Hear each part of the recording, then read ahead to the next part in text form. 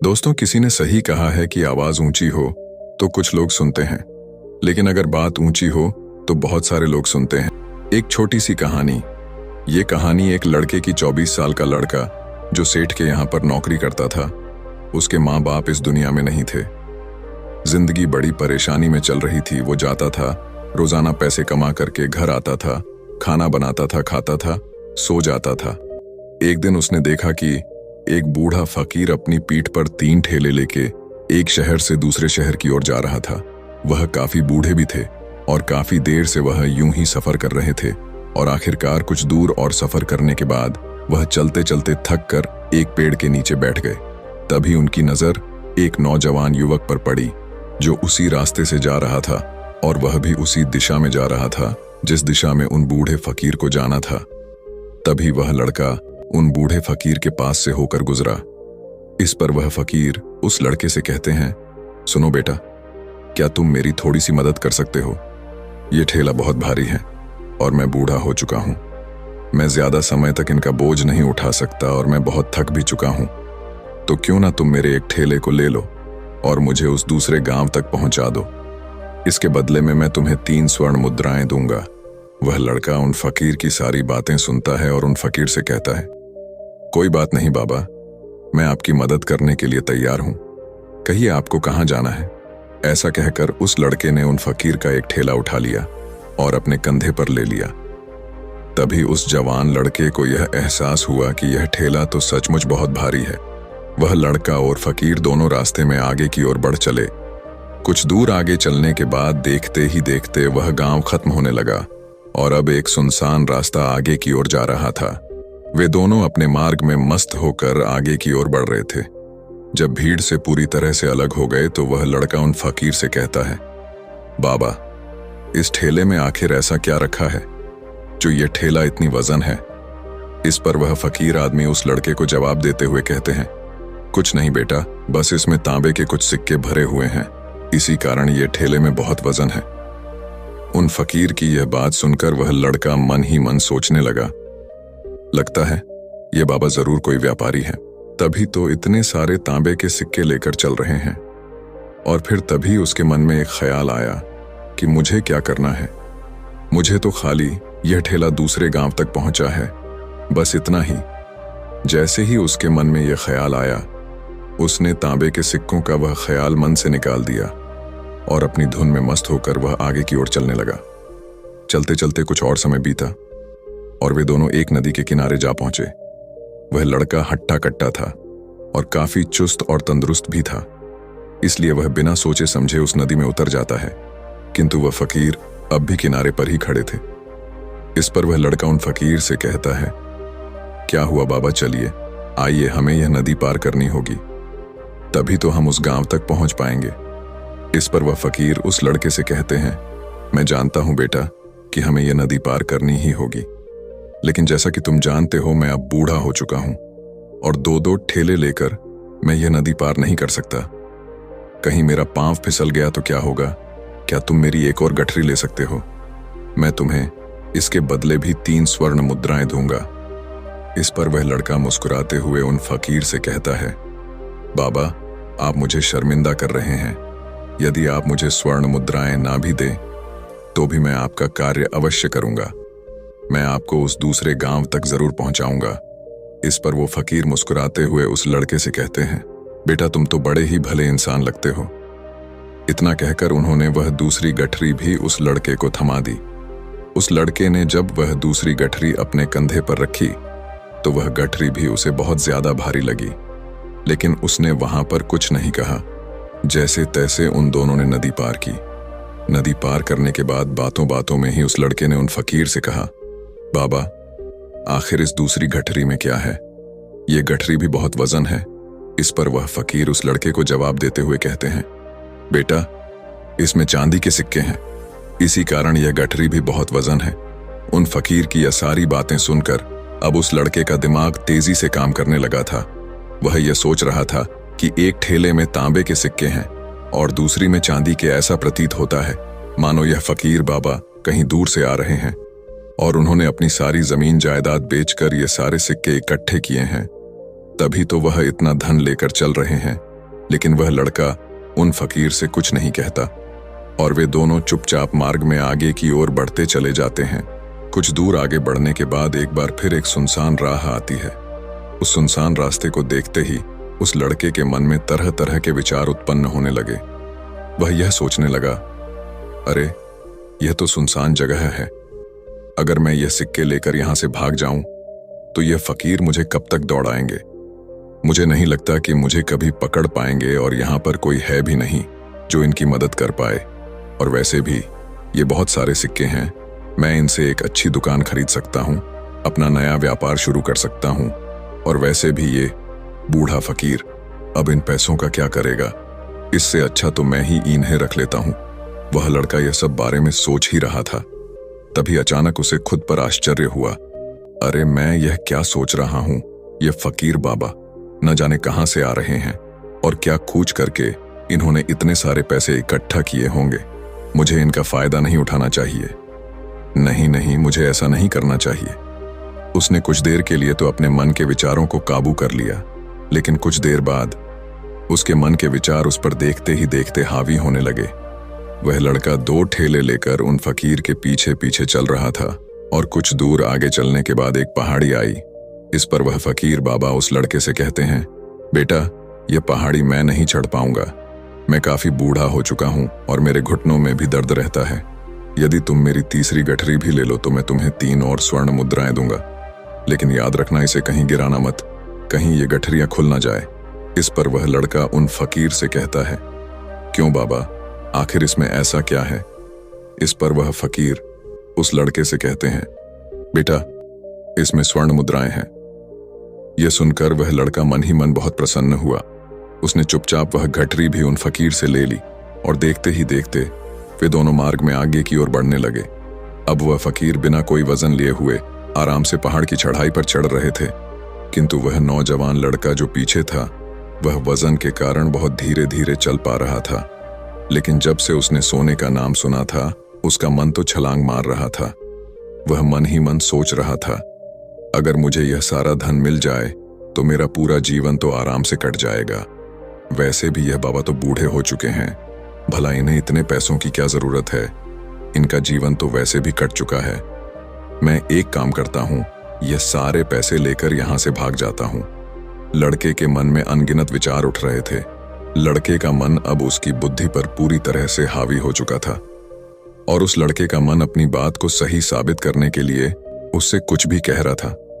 और तभी उस लड़के के मन में एक और विचार उत्पन्न हुआ और अब की बार वह लड़का यह सोच रहा था, लगता है यह फकीर बाबा कोई चोर है, वरना इनके पास इतनी सारे स्वर्ण मुद्राएं कहां से आएंगे। अगर ये कोई व्यापारी होते तो भला ये इस तरह से पैदल यात्रा तो नहीं करते, और अगर इनके पास इतने सारे पैसे थे तो ये कोई ना कोई साधन भी तो अवश्य कर सकते थे। लगता है ये कोई चोर है और चोर से चोरी करने में भला क्या बुराई है। ये सोचता हुआ वह लड़का अब उन फकीर से तेजी से आगे की ओर बढ़ रहा था और देखते देखते वह फकीर से आगे भी निकल चुका था। और वह यह सोच रहा था कि जैसे ही इस पहाड़ की ढलान आएगी मैं 3 गठरियां लेकर भाग जाऊंगा। इससे ये सारे पैसे मेरे हो जाएंगे और मेरी गरीबी भी हमेशा हमेशा के लिए दूर हो जाएगी। मैं जो चाहूंगा मैं वो कर पाऊंगा, मेरे पास बहुत सारा धन होगा। और देखते देखते वह दोनों पहाड़ की चोटी पर पहुंच गए और अब ढलान का रास्ता शुरू होने वाला था। तभी वह लड़का उन फकीर से नजरें बचाकर वह 3 गठरियां लेकर भागता हुआ आगे बढ़ गया। अब उसे अपना शरीर बहुत हल्का महसूस हो रहा था, मानो उसे उन 3 ठेलों का वजन तक न मालूम पड़ रहा हो। काफी दूर दौड़ते दौड़ते किसी तरह से वह अपने आप को बचते बचाते अपने घर पहुंचा।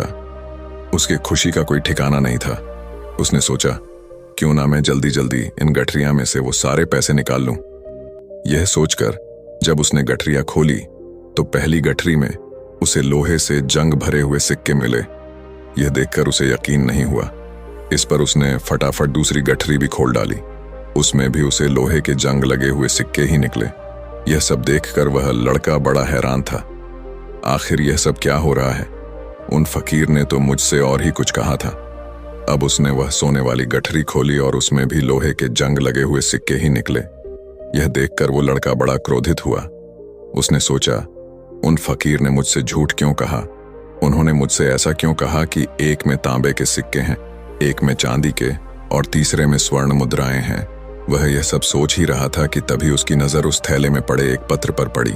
उसने वह पत्र उठाया और उस पत्र में लिखा था, यह पूरा नाटक ईमानदार व्यक्ति की खोज करने के लिए रचा गया है और मैं इस राज्य का राजा हूं।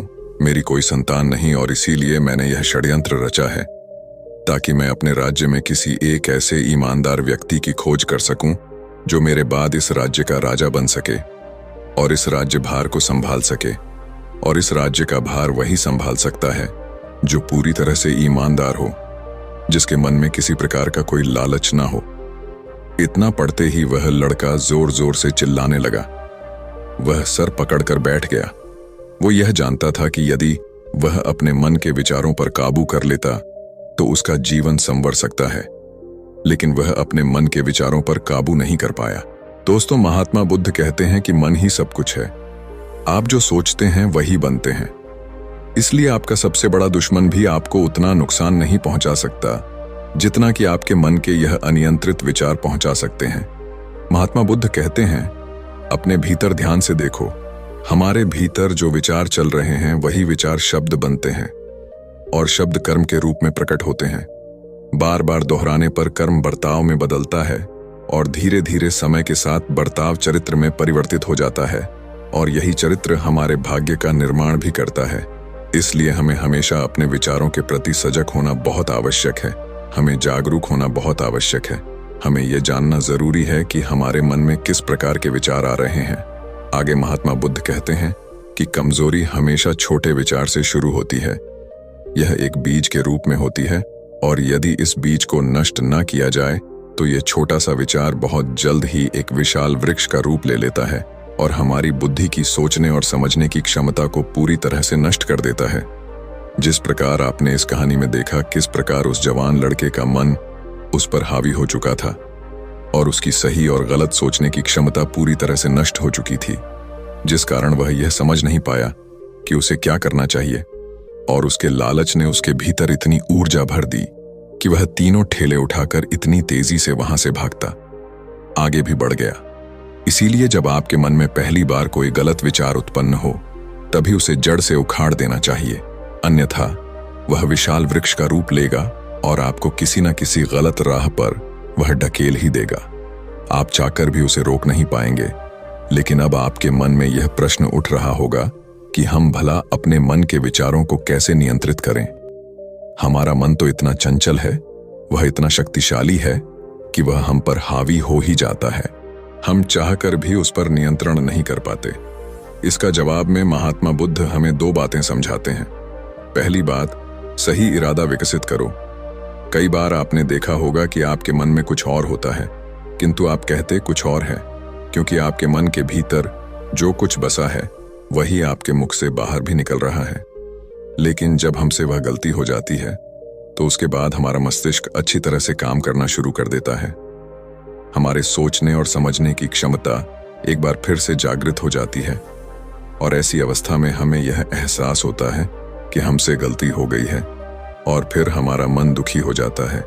हमारा मन अफसोस से भर जाता है और इस भारीपन और दुख से बचने के लिए महात्मा बुद्ध हमें सही इरादा विकसित करने के लिए कहते हैं। इसके लिए जब भी आप कोई कार्य करने जा रहे हो तो सबसे पहले आपको यह खुद से पूछना चाहिए कि जो कुछ भी मैं करने जा रहा हूं इसके पीछे मेरा इरादा क्या है।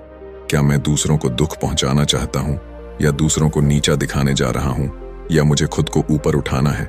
खुद से सवाल कीजिए, खुद को जागृत कीजिए। जब आप इरादों के प्रति सचेत होने लगेंगे, जब आप विचारों के प्रति सजग होने लगेंगे, तभी आपके भीतर सकारात्मक ऊर्जा का प्रवाह होगा। तभी आप सकारात्मक इरादों से जुड़ने लगेंगे और आपके मन के भीतर बसी हुई वह नकारात्मक ऊर्जा और नकारात्मक इरादे दिन ब दिन कम होने लगेंगे। परंतु याद रहे, आपको यह हर रोज करना होगा और आपको यह हमेशा ध्यान रखना होगा कि आपको केवल अच्छा सोचना है।